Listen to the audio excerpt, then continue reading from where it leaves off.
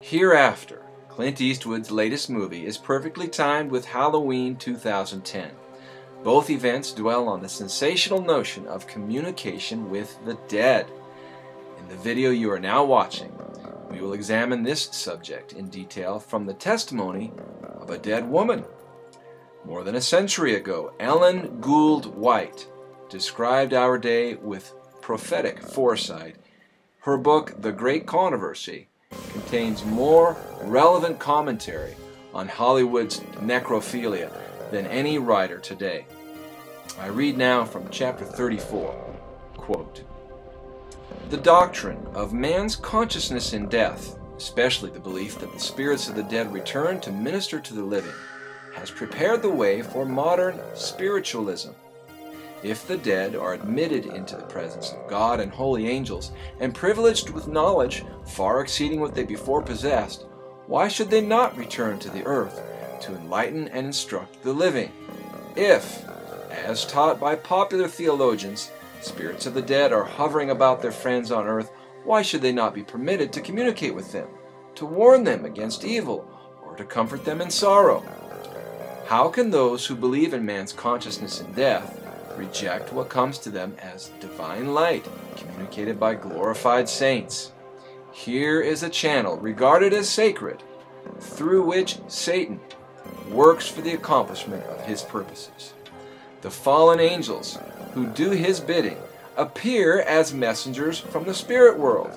While professing to bring the living into communication with the dead, the prince of evil exercises his bewitching influence upon their minds. He has power to bring before them the appearance of their departed friends. The counterfeit is perfect. The familiar look, the words, the tone are reproduced with marvelous distinctness. Many are comforted with the assurance that their loved ones are enjoying the bliss of heaven, and without suspicion of danger, they give ear to, quote, seducing spirits and doctrines of devils. End quote. That's from the scriptures. Now, continuing in this book, The Great Controversy, when they have been led to believe that the dead actually return to communicate with them, Satan causes those to appear who went to the grave unprepared. They claim to be happy in heaven and even to enjoy exalted positions there, and thus the error is widely taught that no difference is made between the righteous and the wicked. The pretended visitants from the world of spirits sometimes utter cautions and warnings which prove to be correct. Then, as confidence is gained, they present doctrines that directly undermine faith in the scriptures. With an appearance of deep interest in the well-being of their friends on earth, they insinuate the most dangerous errors.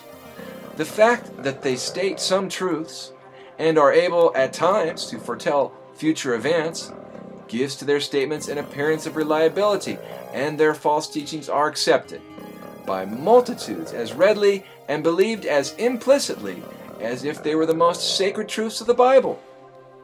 The law of God is set aside. The Spirit of grace is despised. The blood of the covenant is counted as an unholy thing. The spirits deny the deity of Christ and place even the Creator on a level with themselves. Thus, under a new disguise, the great rebel still carries on his warfare against God, begun in heaven and for nearly 6,000 years continued upon the earth. Abruptly, perhaps, I'm going to end right there with this earnest recommendation. Read The Great Controversy. It's more relevant today than when it was first written. This is an old version a friend of mine got from a local bookstore here in Calgary. But you can read it online if you like. It's Ellen White, The Great Controversy. God bless you.